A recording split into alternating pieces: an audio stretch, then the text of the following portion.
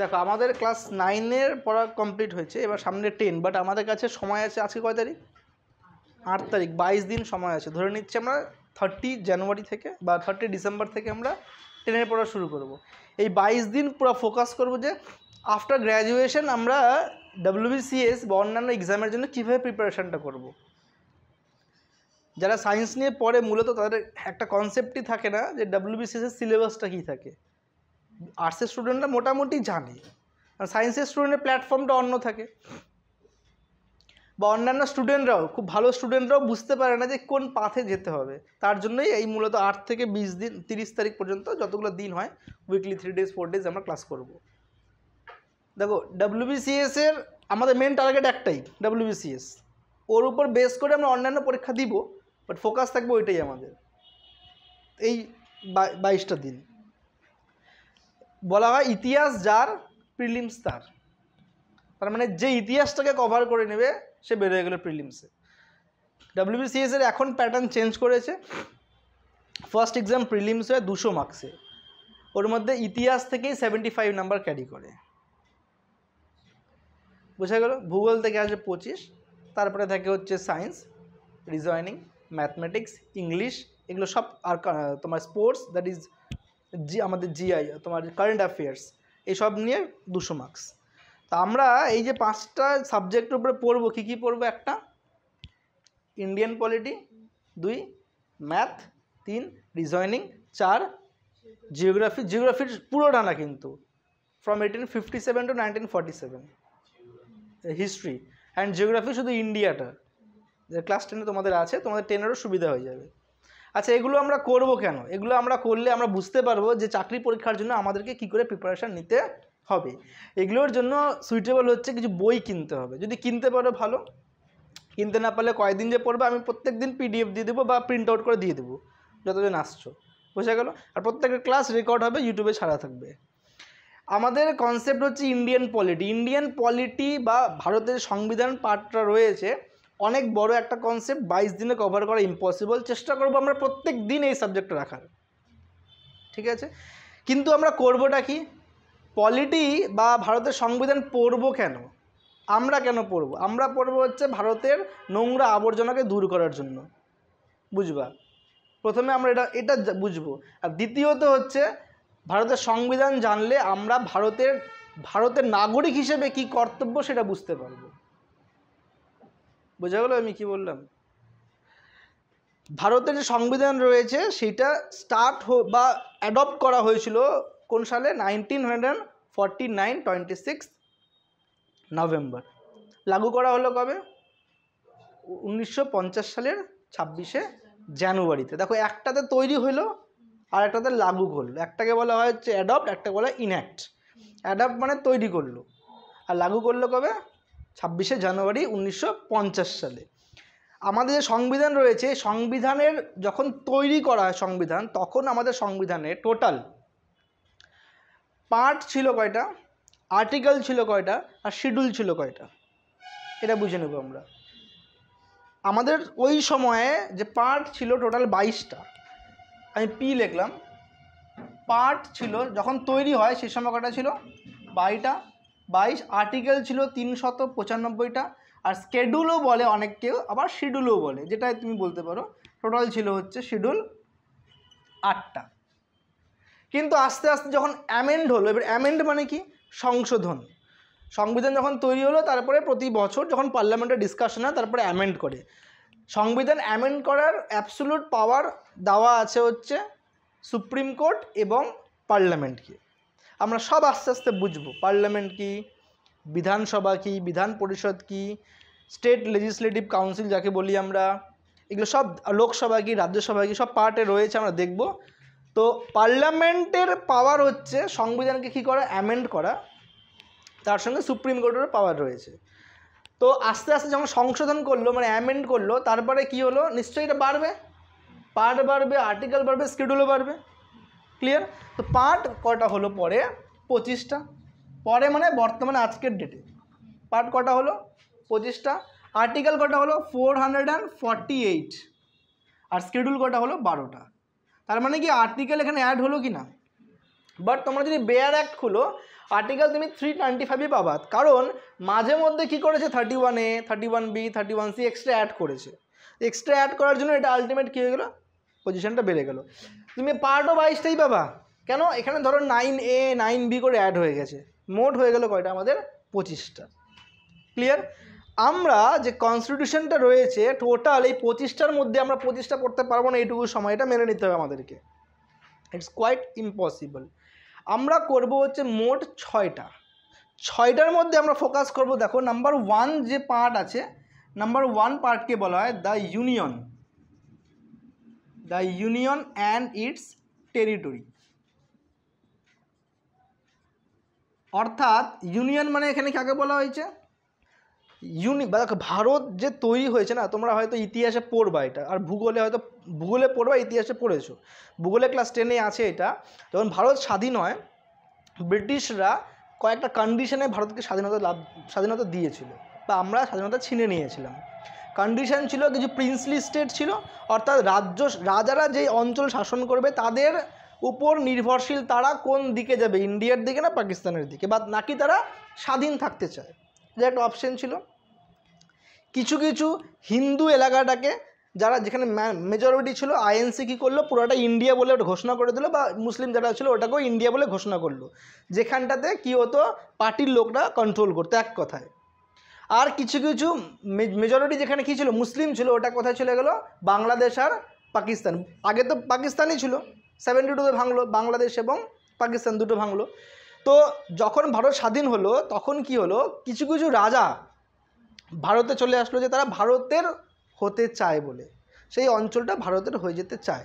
তো ইউনিয়ন কথার অর্থ, যখন ভারত স্বাধীন হলো, ভারতে কিন্তু এখন যতগুলো রাজ্য অতগুলো রাজ্য ছিল না, অনেকই কম রাজ্য ছিল, শুনলে অবাক হয়ে যাবে, 9টা। আস্তে আস্তে আস্তে অ্যাড হয়। তো ইউনিয়ন বলার অর্থ ভারত, দেখো আমাদের সংবিধান বলা হয়েছে যতগুলো রাজ্য রয়েছে সবকটাকে নিয়ে আমাদের কি তৈরি হলো, ভারত। প্রত্যেকটা থেকে আলাদা আলাদা মেম্বার্স রয়েছে, প্রত্যেকটা আলাদা আলাদা সিট ক্যাপাসিটি রয়েছে জনসংখ্যা অনুযায়ী, এটা হচ্ছে ইউনিয়ন বলা হয়েছে। আর আমেরিকার ক্ষেত্রে আলাদা। ভারত বলা হয়েছে আমাদের যে ভারত রয়েছে, কোনো রাজ্য যদি চায় বাইরে আসতে পারবে না, এক্সিট করতে পারবে না নিজের থেকে, যে আমি ধরো ওয়েস্ট বেঙ্গল বললো যে আজকের পর থেকে আমরা ভারতের আর থাকতে চাই না, বের হয়ে আসতে পারবে না। বাট আমেরিকা আবার পারবে। কোনো একটা যদি ওদের স্টেট বলে যে আমরা ইউএসএ, ইউনাইটেড স্টেট বলা হয় ওটাকে, ইউনাইটেড, একত্রিত হয়ে তৈরি করেছে ইউএসএ। বুঝতে পারছো কি বললাম, যে এক্সিট হতে চায় বা আমাদের যে ইউরোপের রয়েছে, কিন্তু ভারতের ক্ষেত্রে কিন্তু তা হবে না, ভারতের ক্ষেত্রে কিন্তু এক্সিট হতে পারবে না। ইউনিয়ন মানে যতগুলো রাজ্য রয়েছে, শুধু সেটাই নয়, ইউনিয়ন কথার অর্থ রাজ্য এবং এর টেরিটরি। ইউনিয়ন মানে শুধু রাজ্য নয়, রাজ্যের সঙ্গে কী হবে, কেন্দ্র শাসিত রাজ্য, যাকে আমরা কি বলি ইউনিয়ন টেরিটরি। এটা ইউনিয়ন টেরিটরি বলছে না, কিন্তু ইউনিয়ন মানে রাজ্য, এবং রাজ্য বাদ দিয়েও যত ইউটি আছে, ইউটি মানে টেরিটরি, অর্থাৎ এখানে আমরা নিচ্ছি স্টেট নিচ্ছি এবং ইউটি, ইউনিয়ন টেরিটরি, এই সব কটাকে নিয়ে তৈরি হচ্ছে ভারত। ইউনিয়ন মানে স্টেট এবং ইউটি দুটোই আসলো কিন্তু, বুঝতে পারছো।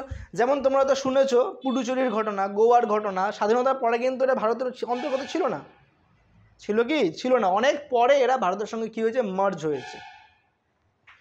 নাম্বার 2-তে আমরা দেখব সিটিজেনশিপ। সিটিজেনশিপ মানে হলো নাগরিকত্ব, কারা কারা ভারতের নাগরিক, এটা হচ্ছে নাম্বার 2-তে আমরা দেখব। নাম্বার 3-তে আমরা কি দেখব, ফান্ডামেন্টাল রাইট।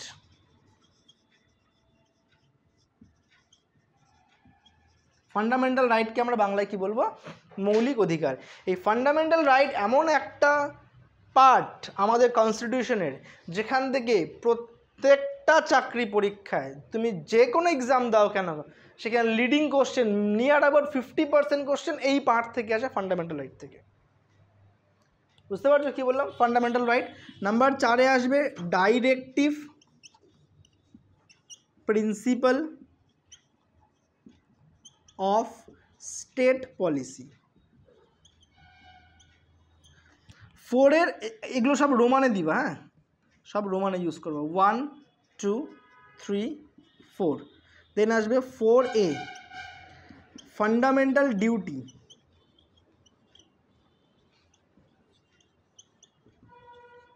5-এ আসবে স্টেট বা দ্য ইউনিয়ন হবে 5-এ, আর 6-এ আসবে হচ্ছে দ্য স্টেটস। বাস আমাদের কাজ এইটুকু রিড করা। এইটুকু কোথা থেকে করবো আমরা? পার্ট 3 থেকে নিয়ে পার্ট 7 পর্যন্ত আমরা স্টাডি করবো এই কদিনে। ফার্স্ট যে আর্টিকেল রয়েছে the union and it's territory, এটা হচ্ছে আর্টিকেল নাম্বার 1 থেকে 4। সিটিজেনশিপ আর্টিকেল নাম্বার 5 থেকে 11। ফান্ডামেন্টাল রাইট আর্টিকেল নাম্বার 12 থেকে 35। Directive principle of state policy 36 থেকে 51।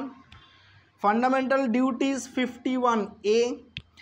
দ্য ইউনিয়ন 52 থেকে 151, তারপরে 152 থেকে 237। দেখো টোটাল কয়টা আছে?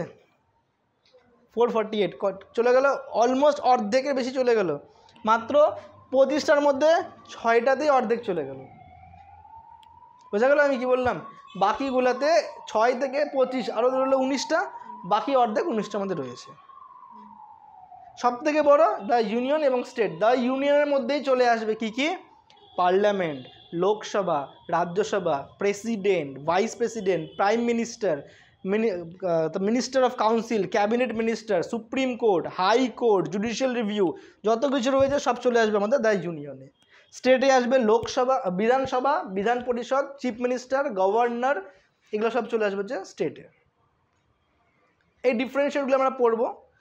এক্ষেত্রে পড়বো পার্লামেন্ট, এক্ষেত্রে পড়বো স্টেট লেজিসলেটিভ অ্যাসেম্বলি, দুটো কিন্তু আলাদা। ওইখানটা পার্লামেন্টে তোমরা হয়তো দেখবা যে আমাদের যখন টিভিতে দেখবা মাঝে মধ্যে তোমরা নিউজে দেখো যে প্রচুর মারপিট হয় একটা রুমের মধ্যে, ওইটাই হচ্ছে পার্লামেন্ট। মারপিট ইন দ্য সেন্স ঝগড়া হয়, বিতর্ক হয়। ক্লিয়ার? তো আমাদের আজকের স্টাডি কী থাকবে? ফান্ডামেন্টাল রাইট, এই টপিকটা নিয়ে আমরা আলোচনা করব। এখান থেকে আমাদের স্টার্ট হবে ফান্ডামেন্টাল রাইট। এইবার ডিপেন্ড করছে তুমি কি বই পড়বা, কোথা থেকে পড়বা, কিভাবে পড়বা। আমাদের টার্গেট থাকবে fundamental right, fundamental duties, the union, the state, এই 4টা আমরা পড়বো, বাস আর কিছু না। এই বাকিগুলো একদিনের ক্লাসই শেষ হয়ে যাবে, কিন্তু এইগুলোই হচ্ছে লিডিং টাইম নেয়। ফান্ডামেন্টাল রাইট, ফান্ডামেন্টাল ডিউটিও 10 মিনিটের লেকচার থাকবে এটা। Fundamental right, fundamental duties, the union, the state. Fundamental right তো আমরা পড়বো, কিন্তু ফান্ডামেন্টাল রাইট পড়ার আগে আমাদেরকে আমাদের সংবিধানের কি পড়তে হবে? প্রিএম্বল, যাকে আমরা কি বলি? প্রস্তাবনা বাংলায়। এবার একটা কনফিউশন তৈরি হয়েছিল যে প্রিএম্বলটা সংবিধানের অন্তর্গত কি অন্তর্গত নয়, কারণ পুরো সংবিধানে কোথাও ভিতরে প্রিএম্বলটা বা প্রস্তাবনাটা লেখা ছিল না। প্রস্তাবনা মানেটা কি? ধরো পুরো সংবিধান তৈরি হয়ে গেল, এবার আমরা যেমন গল্প লেখার পরে নিচে নোট দেই না, কোনো মোরালিটি যাকে বলি আমরা, দেওয়া হয় না নিচের দিকে, যে এক লাইনে পুরো গল্পটা সারমর্ম আমরা দিয়ে দিলাম। সেম জিনিস আমাদের যে কনস্টিটিউশন যে তৈরি হয়েছে, তৈরি হওয়ার পরে প্রিএম্বলটা তার পরে তৈরি হয়েছে এবং তুলে দিয়েছে যে কনস্টিটিউশনের মধ্যে কি কি রয়েছে, কনস্টিটিউশন কে তৈরি করেছে, কেন তৈরি করেছে, কিভাবে তৈরি করেছে, কবে তৈরি করেছে। বুঝতে পারছো কি বললাম? তো তোমরা দেখো, তোমরা কোনো বই ফলো করো, কোনো বই ফলো করো, বাট চেষ্টা করবে ভালো লিডিং বই ফলো করার। আর এই বেয়ার অ্যাক্ট, এটা তোমরা ফলো করতে পারো, এটা কাজে লাগবে, এটা খুবই কাজে লাগবে। তার সঙ্গে বাংলা ভার্সন ফলো করলে এই বইটা ফলো করতে পারো, ছায়াপ্রকাশনীর। আর ইংলিশ ভার্সন ফলো করলে লক্ষ্মীকান্তের এই বইটা ফলো করতে পারো। এছাড়াও মার্কেটে অনেক বই রয়েছে, বই ছাড়া তো পড়া যাবে না। তুমি যতই তুমি টিচার রাখো, যতই তুমি পিডিএফ দেখো, তোমাকে সামনে বই রাখতে হবে। আর মোবাইলে যদি ঢুকে যাও যে মোবাইলে পিডিএফ দিয়ে পড়বো, তাহলে কিন্তু মুশকিল, বই রাখতেই হবে সাথে। বোঝা গেল আমি কি বললাম? এখানে প্রিএম্বলটা বের করো, এই বইয়েও রয়েছে প্রিএম্বল, বের করো। এটা তো ধরো, দেখো আমাদের যে প্রস্তাবনা রয়েছে, প্রস্তাবনা ফার্স্টেই বলা হয়েছে। আচ্ছা, আর একটা জিনিস বলে দিচ্ছি, চেষ্টা করবা ইংলিশে পড়ার, বাংলায় নয়। বাংলায় পড়লে সেরকম কোনো একটা বেনিফিট পাবা না, নলেজ রাখতে হবে। বাট তুমি যদি আদার্স কোনো এক্সামস দাও, স্টেটের এক্সাম বা সেন্ট্রাল এক্সাম, সেক্ষেত্রে কিন্তু ইংলিশটাই কাজে লাগবে বেশি। আর WBCS এর জন্য বাংলাটা কাজে লাগবে। ক্লিয়ার? দেখো প্রিএম্বলটা তুমি পেয়ে যাবে চ্যাপ্টার নাম্বার 3-তে যাও, পার্ট আর তুমি এই বইটাতে ফার্স্ট পেজের মধ্যেই পেয়ে যাবে খুব সম্ভবত। এদিকে দাও তুমি ওইখানটা, এদিকে নিয়ে আসো বইটা, দেখাই দিচ্ছি। এই যে প্রিয়াম্বল নিয়ে আসো, এই যে এই যে দেখো, প্রিয়াম্বল অফ দি কনস্টিটিউশন বলছে, we the people of India having solemnly resolved to constitute to India into a sovereign, socialist, secular, democratic and republic to secure to all its citizens justice, social, economic and political, liberty of thought, expression, faith and worship, equality of status and of opportunity to promote among all of them fraternity of the individual, dignity, unity and integrity of the all individual. In this day বলছে এই দিন, the 26th November of 1949, we adopt and enact our constitution in the Constituent Assembly. অর্থাৎ দেখো headline থেকে বলছি আমরা, we the people of India মানে আমরা ভারতের জনগণ। তার মানে স্টার্টিংয়ে কি বললো, আমরা জনগণ। লাস্টে কি বলছে দেখো, একদম last line, we the people of India adopt, enact and, বলছে অ্যাডপ্ট মানে তুললাম, ইন্যাক্ট মানে লাগু করলাম। তাহলে কে লাগু করলো, ভারতের জনগণ লাগু করলো, তৈরি করলো এই কনস্টিটিউশনটাকে। এইটা হচ্ছে আমাদের আগে প্রথম পার্ট, যে কনস্টিটিউশনটাকে তৈরি করলো ভারতের জনগণ। তবে এখন সমস্যা আসবে যে স্যার কনস্টিটিউশন তৈরি করেছে কনস্টিটিউয়েন্ট অ্যাসেম্বলিতে, যারা ড্রাফটিং কমিটির মেম্বার ছিল। তাই আমরা কী করে তৈরি করলাম, ড্রাফটিং কমিটির কে কে মেম্বার হবে সেটা ভারতের জনগণরাই কি করেছিল, ইলেক্ট করেছিল। বোঝা গেল যে এতগুলো লোক আমাদের ড্রাফটিং কমিটিতে লাগবে, কারা করবে, জনগণের উপরে ছেড়ে দিল, জনগণ ভোট দিল যে এরা এরা এরা এরা এবার ড্রাফটিং কমিটির মেম্বার হবে। ড্রাফটিং কমিটির মেম্বার কোথা থেকে যাবে, পার্লামেন্ট থেকে যাবে। পার্লামেন্ট সিলেক্ট করবে কারা কারা, পার্লামেন্টে গেল কি করে, ভোট দিয়েই গেল। তো আলটিমেট ইনডাইরেক্টলি কারা সিলেক্ট করলো, জনগণই তৈরি করলো। তাহলে এখানে একটা কনসেপ্ট আসবে যে কনস্টিটিউশন কে তৈরি করলো, জনগণ। কনস্টিটিউশনে যে রাইট আছে, যে ফান্ডামেন্টাল রাইট আমরা পড়বো, কারা দিল এটা, জনগণ দিল। কোথায় বসালো, কনস্টিটিউশনে বসালো। তাহলে কনস্টিটিউশন কারা তৈরি করলো, জনগণ দ্বারাই তৈরি করলো, অর্থাৎ পার্লামেন্ট তৈরি করলো। পার্লামেন্টের কাছে এক্সট্রিম পাওয়ার রয়েছে এই কনসেপ্টের উপরে। আসবে ঠিকই, তবে ওই দিকে চলে যাও ভিতরে, দাঁড়াও এক সেকেন্ড, তুমি এদিকে চাপো, তো ওদিকে ঢোকো, ওদিকে চলে যাও। হচ্ছে মাঝে মধ্যে দেখবা 10 মিনিট পর পর, হ্যাঁ, কেন কি অনেক সময় ব্যাটারি বা ফোন টোন আসলে কেটে যায়। হ্যাঁ,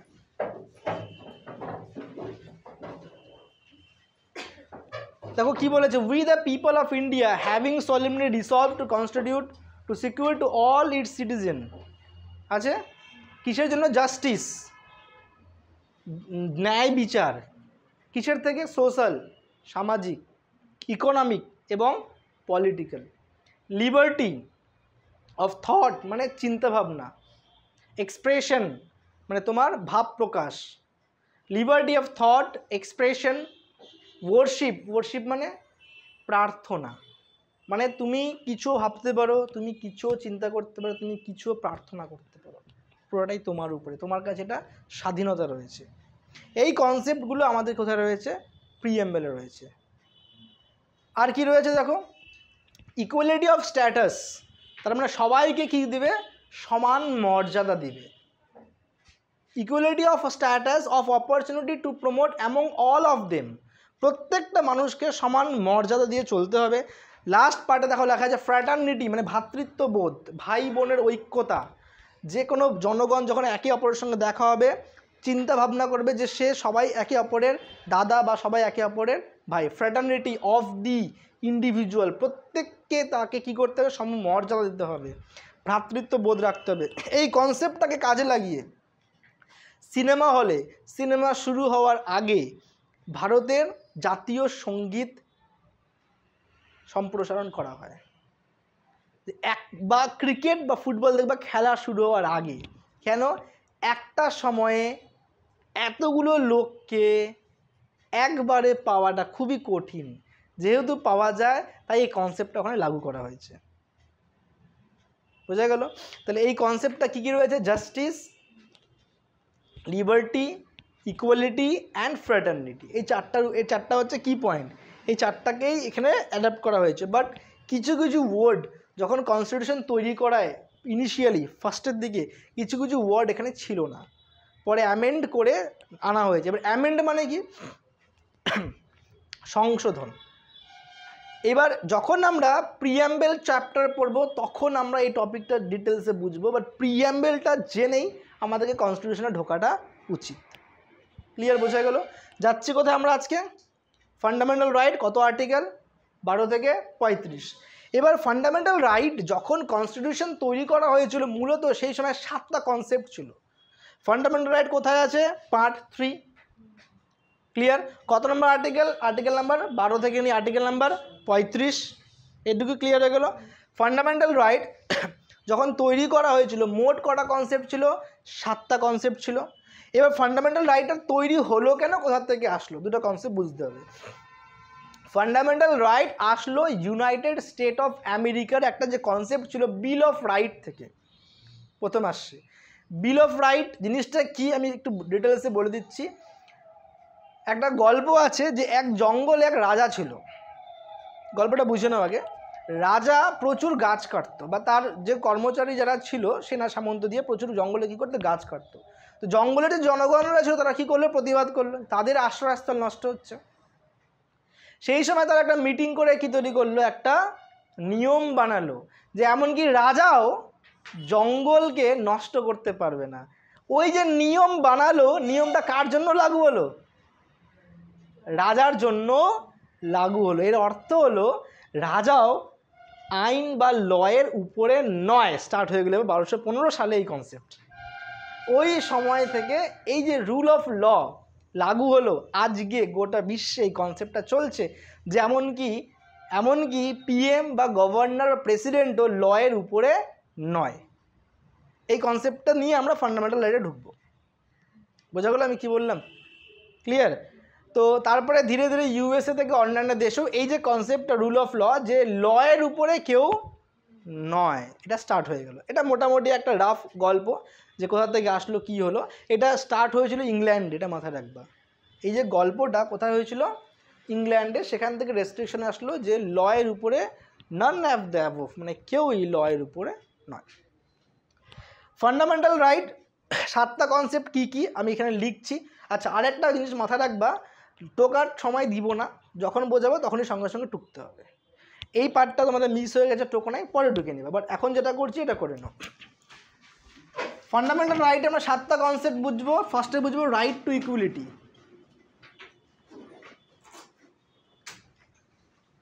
right to equality. Number 2, right to freedom.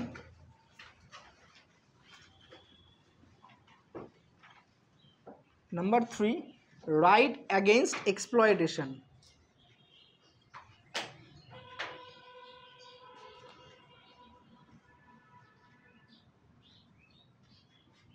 Number 4, right to freedom of religion.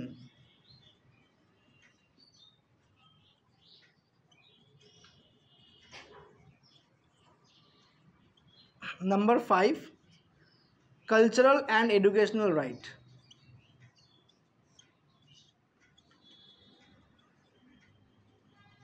সিক্সটা পরে লিখতেছি। Number 7, right to constitutional remedies.